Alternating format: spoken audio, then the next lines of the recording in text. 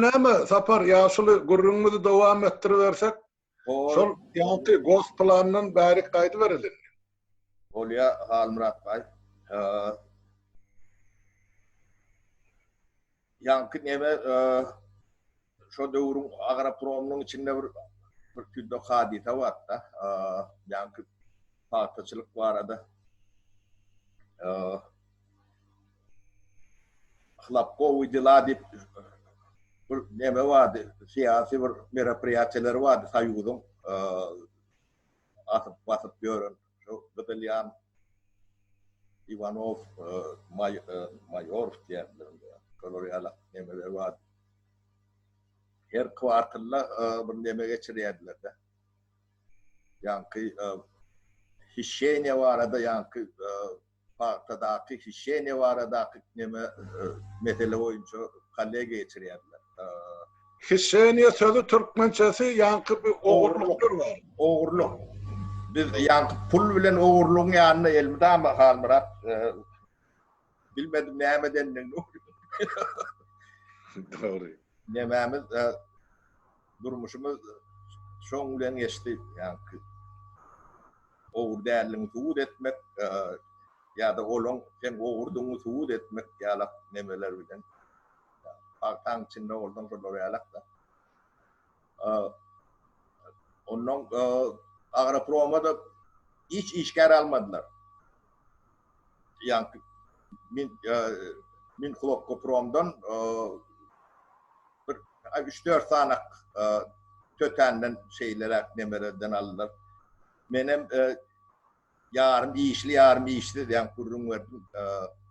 Şu yankı ýagdaýdan soň maňa bir kabinet boşatyp berdiler. Taw bolsunlar yankı Agrapromyň glawnyň kabinetini Murat diýerler. O oglandy. Başlygy vardy. Oňa başga ýerden jaý berip birinji tarzda men şoň kabinetinde oturdum 3 ýyllap. Bu ýyskasy nemesi var.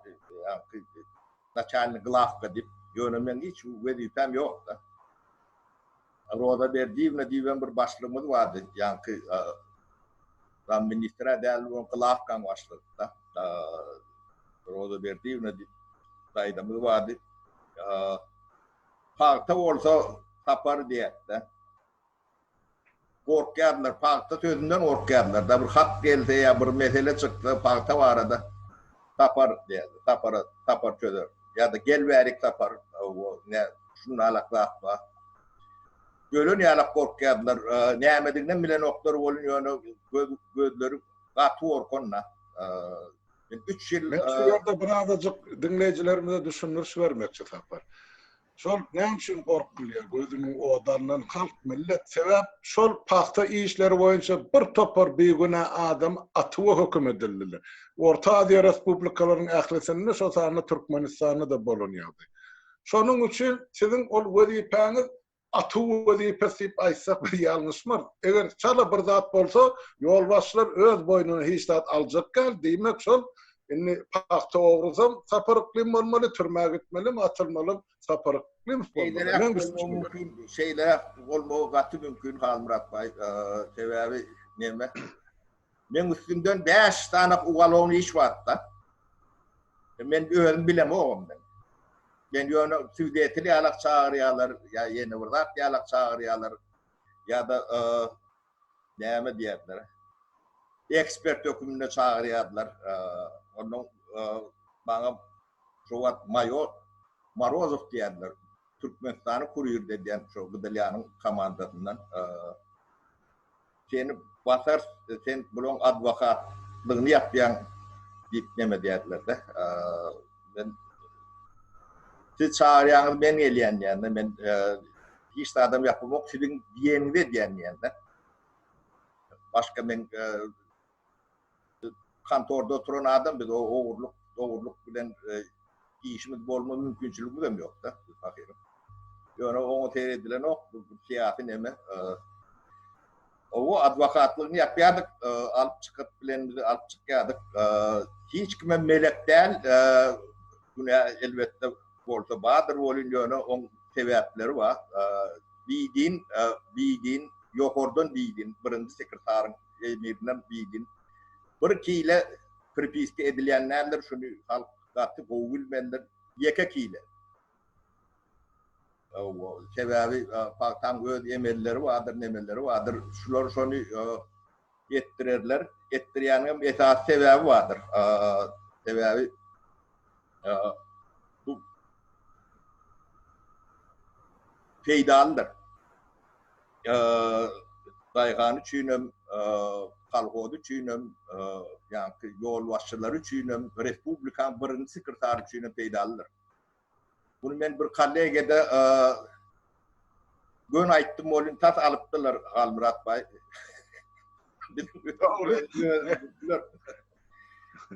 Ya kollege geçýärdi şu mesele boýunça prokuror MVD'ň başlygy çıkan sekretary oğlu hojaluk boýunça sekretary ähli ministerstwolar KGB'den ama adam madır biz o seslilen nägile formada gelýänini bilemdi. Olun ulu kollege 4-5 tane adam var. Benim Aliýew çağırdı. Sen dedi uçaslı etmeli. Şunda bolmolly Gökmen. Benim bor ýaşurlydym. Onun gurrundan gurrun çıktı. Bu topar gurrunlar nemede otururlar. Onun Aliýew Pakta varada spesialist var dedi. Şoňun pikirini alarlydy. O atyljagy ýanymda otur. Garry paktaçy. Onun soradylar bu hiçýän neydi? Nädip diýdi ýöňnap bo diýdi. Sen pikirin näýile? Näsi paktaçy diýdi. Onun menem turdum ýerimden diýdim bu peýdaly zat diýdim birinciden. Şunu peýdaly etmeseňiz diýdim. Hiç kim diýdim bizim atylyp basylyp ýörme höwüsinde adamlar däl. Hemme jedem normal adamlar. O nähilek diýip demetdiler de. Ýeme prokuror vardı. Bilemok şu adi adma düşenok. O demedi, gat hayvatlı demedi ýa-da. Ondan men diýdim, bu diýdim daýhana peýdaly. O kalhoda peýdaly, rayona peýdaly, oblusa peýdaly diýdim. Oblusyň diýdim birinji sekretaryna peýdaly, respublika peýdaly. Onom respublikaň birinji sekretaryna peýdaly diýdim. Ol atyljagy kaktumyň nemerinden çekýärdi. Tapar diýdi, goý diýdi, bunu bilmeýän adam ýok diýdi, kezin çykarma alarlar sen diýdi. Ben dedim oryalar menem aýdýan dedim, atyljagy näme başga näme diýdim. O näýilek diýdi. Näýilek diýen şeýlerak diýdim. Paktan bagasy 1,5 miňden 2 miň rubla çenli bagasy bar diýdim. Ýa-ni bir tomasyn. Bir piske edilende diýdim, 100 manda diýdim, 100 manat berýärler diýdim, 2 miň alýarlar diýdim.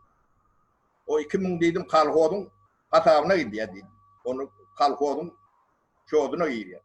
Aýlyk berýärler, günlük berýärler, çykaryp alýarlar, ýa 100 mandan bir ýerden çykarýarlar, oňa ýazyp, buňa ýazyp. Şeýdip, ýa diňe 10% ýa adamdan eline nagd pul bolup galýar da, ýa tawara bersen eline dağıtma. Galan 90% ýa näme daýhanyň nemetine gidýär da. O da edilende de kän edilen ok. 2%, 1,5% şondan kän edilen ok. Ruhat berem dok. Etdirýärler, basýarlar bolun şundan aňryp götüren ok. Biz götürýän näçe kilo götürýänini çeni bilýärler. Oturan yerimizden şu taýda sygyr gäwşese ýagdaýlaryny bilýärdik. Biz ýa o demäň içinde professional adamlar. Onun Ağaýew diýip Gulnazar Ağaýew kakete näme edip kemmek ýanky nemelere gowurmanlar, ýa ýol başçylar. Bular ogry, bular näme diýip her ýerden tas alypdylar Galmurat. Zorda çykdy şu taýda. Dogry. Şu ýerde bärde dinleýijilerime bir zat düşündirmek, şol perpiska diýilen artdyryp ýazmaklyk Şu O üstünü koşması yazılı ya da şunça edildi deyip o puluna diyor. Sayuda veriliyor onun puluna diyor. Yok sebep berdi inniki yetişen yaş nesil uruluşanı bilen hakkı. Şonun için sen onu partan şonun için düşünürüş veriyor. Almurat Bey partan bilme için içini işlemeden bilip bolunu. Şu adam bilen oklar men o bilmeyenlerden bilyenler. O demek başka tema onu gerek oldu son sorarsın ayıp veren detallarını çendi. Elbette sorasın bilmek gerek, aytmak gerek. Nämeden emele geldi bu zatlığına? Şu işlen nemesi näme diýelim piri. O yankı bizim начальник плану modelimizde Karol Klopka diýen bolsalar maňa şu Karol'un nemesini mollumny geçen spesialist diýerler. O Moskvada da tanıyanlar hem mecesi yarmarkalarına da atlarına. Şu sayda burada şu görüyorum bir görünüyor ettik şu Türkmenistan Beylek Respublikalardan şu Pakistan yankı yazılış demesi tölenüş narxı peskor közülü nämedili näçe milyon 97 yo 87 ya 88 yıl olmalı 86 olmalı mümkün doğru yadma şunu täze preskurant ýerlerde tayudu ýerinde preskurant preskurant demek täze baha demek täze baha o çok täze baha hani lek promsörüyor diýip tayudu bir idara var şu fondu diratil ýa-ni ähli paktan yung Pushninan hem adın nemesi etse lek promsörüyor diye başında Pekker Alexander Abramovich diýerler. Şu oturýardy yankı Sayudun 40% o tavar oborotuny göndürýän gurumu yankı Rotaýdaky göhütler hereket edenler Sayud hereket edýärdi. Çok gädiýä galýar. Ule dara olmalı. Ähli targo nemeler şoňsundan diýdi.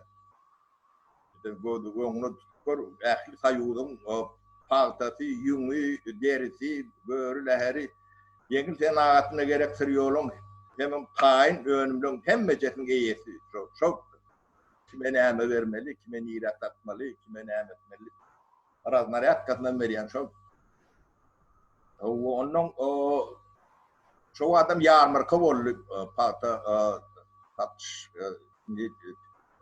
perestroykan nemeleri yankı erkim partasyny satmaly nemetmeliyle ýalak neme bar. Moskvada yarmarka geçýär wadanhada benim yankı kompýuterda programam var ýörüýdi ýazdyk has detally nemeler ýalak. Çok täze preskurantlar bahalan hemme jerini kompýutere salyp ähli Sayudun seleksiýalerini analiz etdiler. Şu döwür 86-87 ýylda Türkmenistanyň kompýuter bolan bilýän spesialist barmydy? Yok, spesialist ýokdy. Bizim wyczислительny centrimiz bardy. Olar YES diýip bir ul maşin bardy.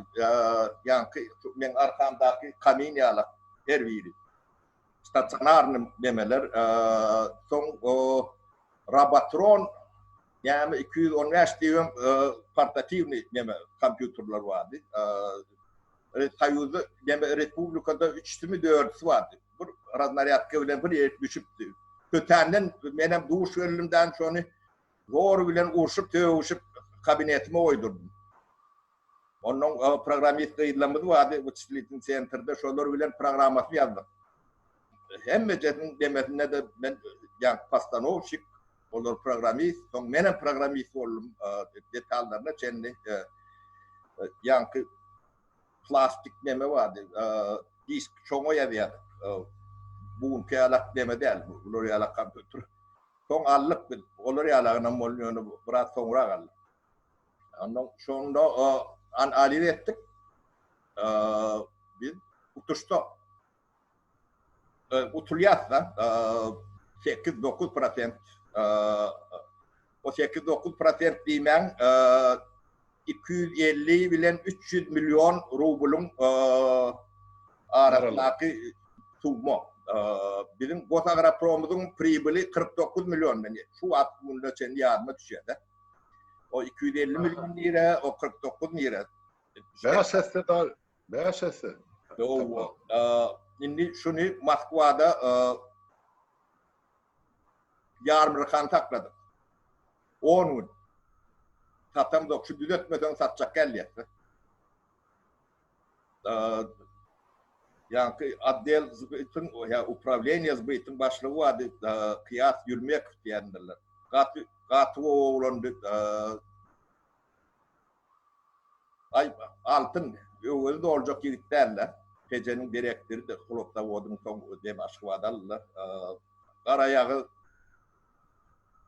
gecenli men öwüm ýala gara ikimiz kuşda oynardyk, kuşçuydu o. O neme o da şu parmağını çeydip neme diýär. 700-800 tane tekstil gelinler oturda. Daýaw edil neme ýala. Onun şolara düşündürýärdik. Olaryň düşünýärdi. Öňümçülüň adamy gepetede düşünýärdi. Ýagdaýyny düşünüp siz diýip ýa-ni geleniňizde bir ay işläp biler misiniz? Bärde diýdim 2 milyon 3 milyon halk bar diýdim. Geleni işlemeli. Diýdim gödegini tutup görüň ödem ýalňyş diýdim. Mene suud edýäs diýdim. Şunu diýdim bular kabul etmeli ýa-da biz satjak geldik. 10 gün ondan ul dawa turdy. Aşgabatda 2 tane Gotagraprom zampredni berdiler. Yak Ali bilen Almaz Kerimç geldi. Moskva bizi demetmek için näme? Köşeşdirmek için. Köşeşdirmek için. Onun gelip soruyalar benim aydam. Ne bizim getirýän summamız şuydu. Bunun dedim bizi çeynetmedeniz alıp çıkýar dedi. Demet ben boş yerden nemedem de yok dedi. Partilançılık edem de yok.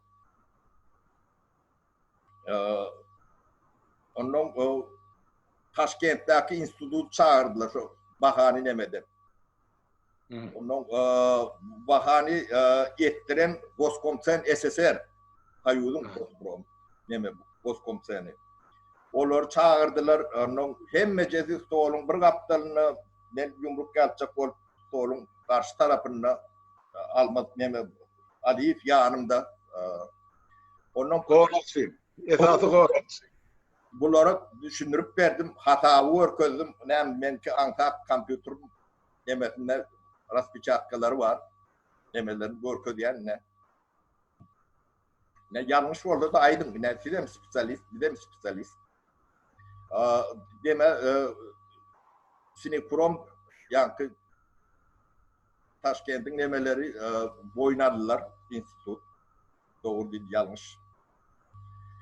Goskomissen mecbur boýnanly. Ýöne başlyklary çağıranda ýok diýdi o taýda. Onun koridordan çıkıp gelýärdi, ýakasyndan tutup koridorda şu galdyranyp ýadyma düşýärdi. Nimutýomy takat ne watýo. Onun Alif ýanymdan sapar näde diýen diýdi. Men diýdim şu. Yani o taýda diýdim, "Howa diýär, tenem saçaýat" diýdim. Barbam bey diýdim. Bu nähile bolýar diýdim. Bu adamçylyk nähile. Sapar diýdi, "Oýnetme" diýdi, "Sen ýygnarlar ýygnasyn" diýdim şular. Onun boyun bollar ýöne elimde kağız beren oklarda. 3 gün öňe bilen uğraşdyk. Onun kağız çıkap berdiler. Täze preskurant aşagyny täze preskurantda şo preskurant aşagyny napadnenie seleksiýa şular ýalak seleksiýa hemmece türkmen seleksiýaleri şolary 8 kätini 9% Başmaça. O şo preskurant badyr, şo preskuranty galdyryp gördi badyr. Pasolstva çağırdılar, gatkä ýediler, ýa-ni pasolstva barandy. Ay, pretlen hemmesi wagtda şo taýda. Ata Çariç, ondan Nur Kılıç, ondan Almaz Kerimç deme. Emmeti üç ben üstüme neme diyorlar hücum ediyorlar. Ta olsunun yerine sen üstüne hücum ediyor. Sen ne diyorsun dedi. Sen alar sen dedi oyun ediyen adın ne hilak dedi. Sen dedi bir kayudun dedi. Bu bulur dedi. Bu topar adım kellesini alar dedi. Sen dedi ne yapıyordun da? Ben hep düşünürüm ya şu dedim. Sayede dedim 250 milyon dedim. Minimum. Plan orada, köprek orada 300 milyonu diye. Bu da ara program ahli umumu 9 ministerstvan pribili 49 milyon. Girdecisi. O girdecisi. Dedim onu bir deneştirip görün dedim. Bunu tapağı dedim. Bunu dedim. Bunun için görüşmen, ne için görüşeceğim? Şimdi dedim şeyin etmen ben alıp çıkken dedim ben bunun demesi yok. Ben hiç tatlıdan korkum yok dedim. Üstümde de 4-5 tane oğlan iş var dedim. Tuharimiz tayin, hem adımız tayin. Açan yıllar yerimizi kaldırıp gideceğiz. Ben dedim korkacak zaten yok dedim. Korksam siz korkmalı dedim. Bu deyipeniz var, emeğiniz var dedim. Ben dedim bitirecek zaten dedim. Ya şu an deyip biliyordum, bilmedim. Cesaret nereden alıyordum. Ben arkayım burlayordum. Onun Nurgul Zağat'ı, ya Zağı olmam mümkün. Niyaz Kılıç Nurgulycuk. Onu dedi, bir kun alıp veriyat dedi, gayret et dedi. Yengecek olsa, sonra yeng dedi, olmasa da dedi. Doğru anlat dedi, öyle ait dedi, bolcak. Onu bolya dedi, yengdik, şu yemezini aldık, hem de adını. Ondan sonra yani Lekpro'nun başlığı ben bilen dost olup yani tekkir derler. Arbitraj vardı. Peryatinski derdi. Branislav Yosevich derdi. Sonra ben onu iş aldım. Moskva'da bir edaraştıktan sonra başlığı et belli. Tekkir dediler. Şeydik geldik, Türkmenistan'a geldik. Yeme çağırdı yanına. Yani Fotoğrafın başlığı Mıglevet. Ben Tanrı halkasını bekleyen demedim. Burada diğer över da bir tavul diğer şu tam uzatıyor çeşitliydim bir koloryalık burada da değil. Ben dedim ne zaşşali dedim. Свои цифры dedim. Защитили dedim. И вот такой результат şeyle düşündüm. Kelle şey idi. Yani o orsun 3 harfına aitmadı onun idi. Aha. Düşünüklü. Gittim o işler. Yani şeyler yardaylar oldu. Bizim yemeğimiz, ne hükümetimiz, ne yemeğimiz bilmedim. Tanrı yalkanına aitmadım. Bilen o koloryalık medeniyet yok mu bilmedim ne medeniyetini. Ay şeylere gitti, ondan Fotoğrafım ağırdı onu çöktü. 88 olmalı ya 89 yıl olmalı. Yani ministerstvaları yamaşkan dargıttılar. Dargıttılar her şeyi öz baştak olmalıydı. Ağraprom aile net bilen yoktu da işgalleri. Şu yağda olur ya elbette. Yani idarelara, yani kalkoğullar, beyleklere hem mecel berili minuslu şu hakkı deme bilen hata eden de bankrot da 90-80%. Onun halkçılık demeyenim Türkmen Agraprom Pirrabotka deyip belirlediler de adına şeylere ad verdiler. Fayda geldiğini sonra general direktör ettiler. Onun indi kader seçişlik oluyor da fayda geldi ben tanım oktum fayda geldiğini. Yani eştiyat bir taştan tanıyarsan yani şeyle konkret yüzüde demeden yerimde yok da. Onun şu oğlanı vermedeniz ben gidecek geldik de. Sebebi parçasını bilen o. Mahtıda ot işletler. Mahtıda ot başka da, parçadan başka da. Öyle 30-35% inflasyon oluyor şu doğrularda. yankı edaralar yaşar yalak derdi de. Inflasyon lämediğine ben bilýänsin. Elbette. Şol dowr şeýle de şol 80-nji ýylyň aýagy 90-njy ýylyň başy. Onun beni vermejek bolup kännemetdiler, almajak bolup yankı meni baba kulüň ýanynda ertenlerinde paýby. Ben şunu oğlunu alacak, yani alacak. Ornatör edip alacak dedi. Onun baba kulüp, bana bir diyen daha var, ben katıyor. Kulor dedi, partaçı oğul dedi.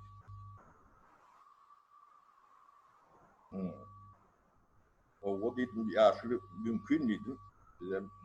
Belek gel, o yönü dedim, beni elem üstüne salşayarak seni yatalsalar dedim, üstünde durmuşsa kaçak kaçak. Onun gaharımı geliyorum, kapıyım defiyorum, çıkıp gittim de, şu tayda. Men ştaýda düşünürüş berin, Baba Kulif değil, yani Zorogulu Baba Kulif, o Türkmenistanyň vice-premieri bolan kabinet ministerdi. Men onu tanıyan, o deputat bolum gelipdi de 90-njy ýylda biz bilen, ýöne özüni alıp barşy bir ulumsur gödögre adam.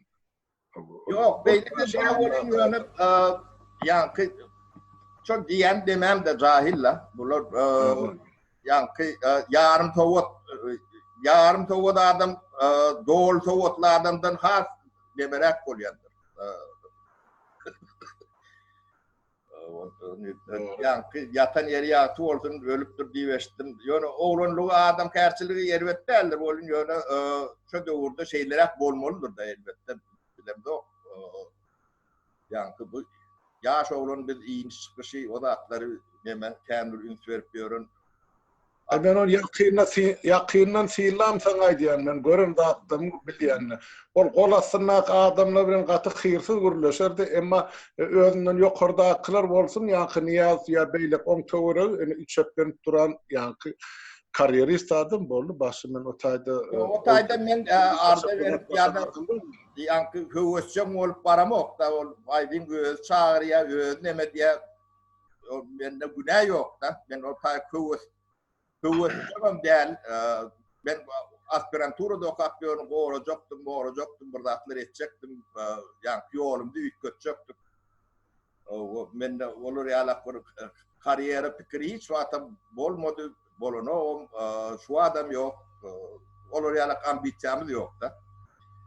Sonra paydı bir kıtağıttım, sonra yanından çıktı, onu yeniden beni çağırdı yanına.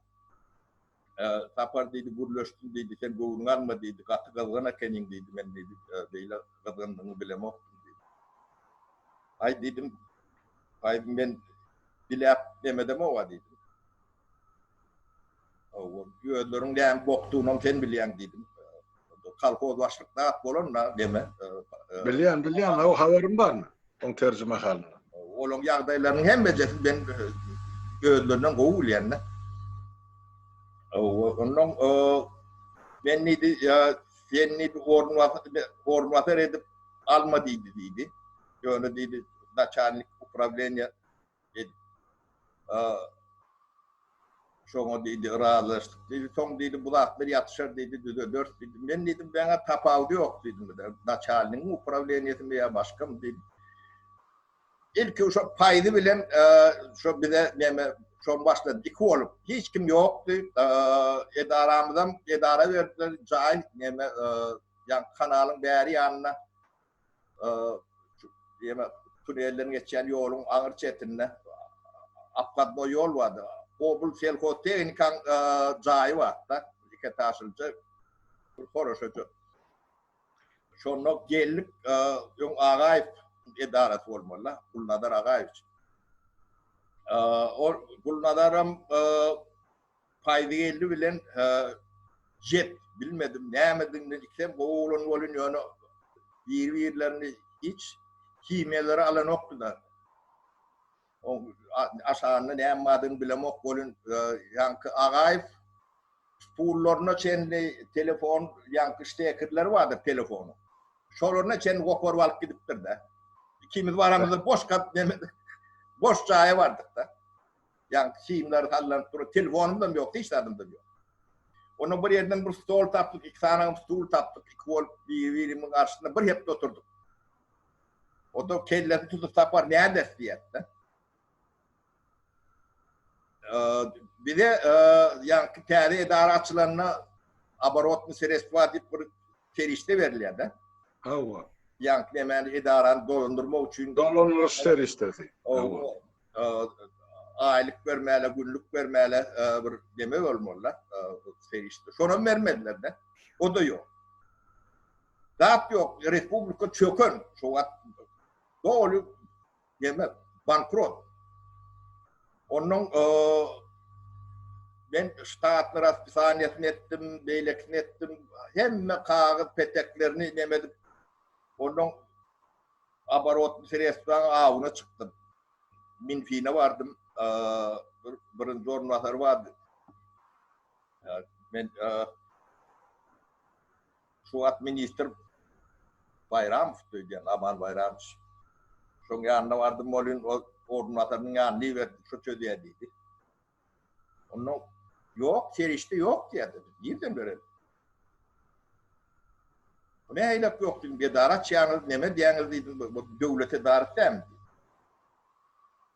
Biz neyemeden başlamadım. Ben dedim, ben kalkamam bayağı derliydim. Skolum direktörüm.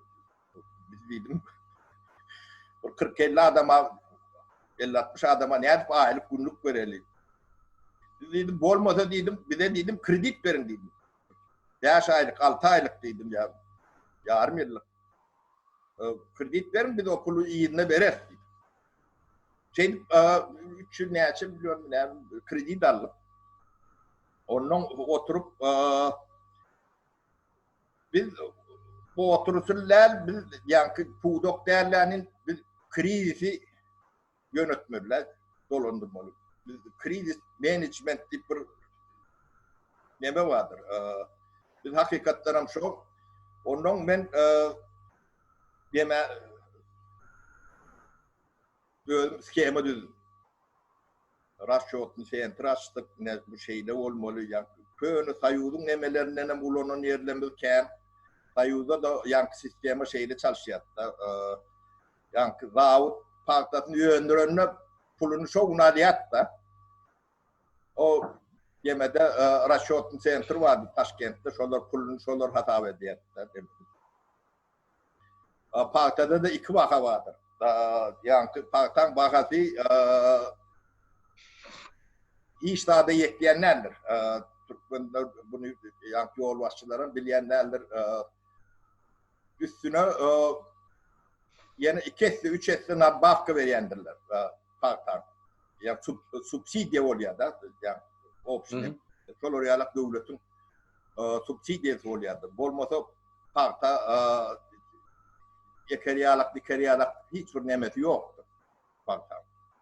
Ben onun detaylarını senin gururun gören katı kadıklı dağıttır. Bizimkilerin bilmesi gerek. Onu ne ama şu yerde biraz sözümde dıyıngı ver, son devam ettir ver. Bolya Halmurat ne diysen ne sen yol başın sen. Şu devam ettiremizde men kızıklanıryan esası da şol paydarelliğin akbalı vardı onun yolbaşı hükmünü, adam hükmünü, şahsiyet hükmünü. Şu zatlar aydıp berseniz inni kıyıpleşkilerimizi öğren. Sonra berliyan sorular kan paydarelli merez vardı. Men oladım özüm içkin tanımamsan siz bile işleşen adam. Şu zatlar vardı inni kıyıpleşkilerimizi devam ettirir diyen umut bilen hazır şu gururguleşliğimizi tamamlasın. Bolya Halmurat, Bolya. Valla onu dinleyicilerimize de sağ olsun diye. Inneki efirlere çelir hoş sağ olun. Sağlıklı olsun.